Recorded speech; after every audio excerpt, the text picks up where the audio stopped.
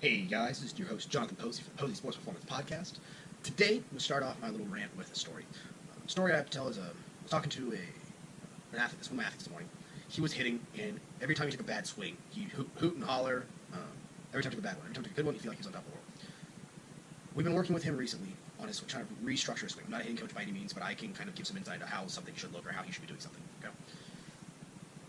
We've been reworking a lot of stuff. The guy took 2 or 3 months off of hitting. Okay? The kid is a really good kid. He just wants to be perfect right away. Right? So, like I said, get back to my story. He's hooting and hollering every time he takes a bad swing. I am ripping him after most of the swings because I look at him and say, hey, simmer down.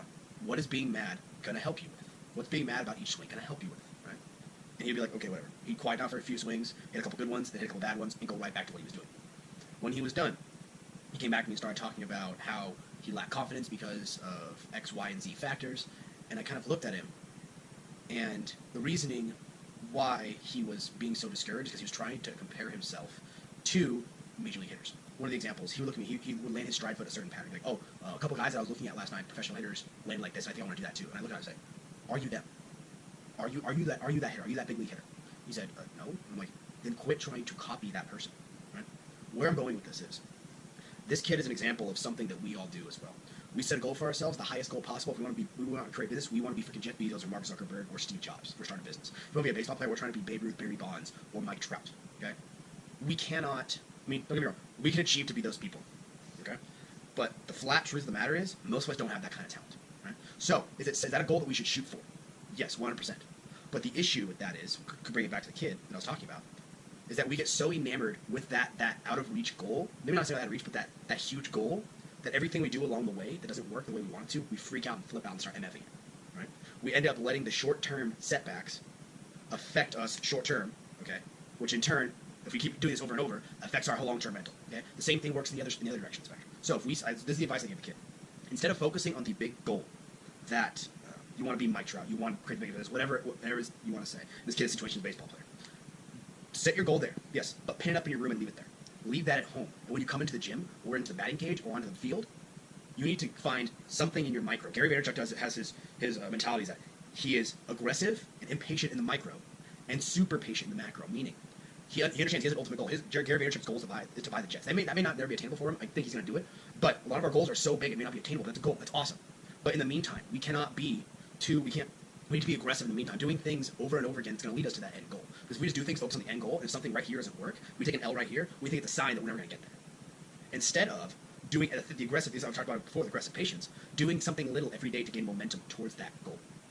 There's going to be setbacks regardless in our life. But would we rather set a lot of small goals for ourselves every single day to wake up and do X, Y, and Z, like Andy Frisella says, do a power list. Have a power list to do something every single day to where you want to go? Or do you want to set this big, magnanimous goal, this big, intangible goal, and be frustrated when you're not there in a year? Because I'm part of this generation. We have a problem with not being able to see the tangible results of our work immediately.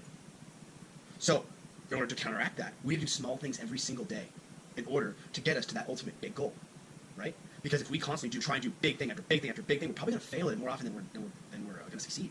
And for a millennial or for a person who isn't patient, that can kill them. That can kill their drive. That can kill it way too early when they could have just done something little in the micro, do something little right now to set us up for success down the road. So, instead of taking a hack and then getting pissed off about that hack, or doing something small today and screwing up, taking an L, instead of just being pissed off about it, learn something from that. Don't sit there and be pissy and be angry, because you know what? Ultimately, nobody cares. Look at the situation, what can you learn from it, and what can you do next time so you won't fail again? That's what I'm talking about. Don't set this huge goal for yourself and be so discouraged every time you fail because you're only setting big goals for yourself. You don't have something perfected after a week. Congratulations, nobody in the history of ever had anything perfected after 1 week. You need to do things every single day that you know that you can complete, small tasks that you can complete that are set you up for your goal. And every once in a while, you're going to have that big goal, right? That big step that if you're in business, going out on your own. In baseball, trying out for that team or getting a scholarship offer for that team or getting drafted to a team or getting picked up as a free agent for a team. When those big opportunities come up, you'll be ready for them now because you've stacked so many W's on top of each other on a daily basis that you know how to win. You don't get caught up in the L's because you know you're going to wake up tomorrow and you're going to put up another W on the scoreboard. Even if you put up an L the next day too, guess what? You have 24 hours the next day to put up another W. So guys, my message today. Don't pin that big goal for you up on your dashboard in your car and look at it every day because you're going to get discouraged. Pin that thing up in your bedroom. Look at it when you go to bed. Go dig down deep and find it when you need to.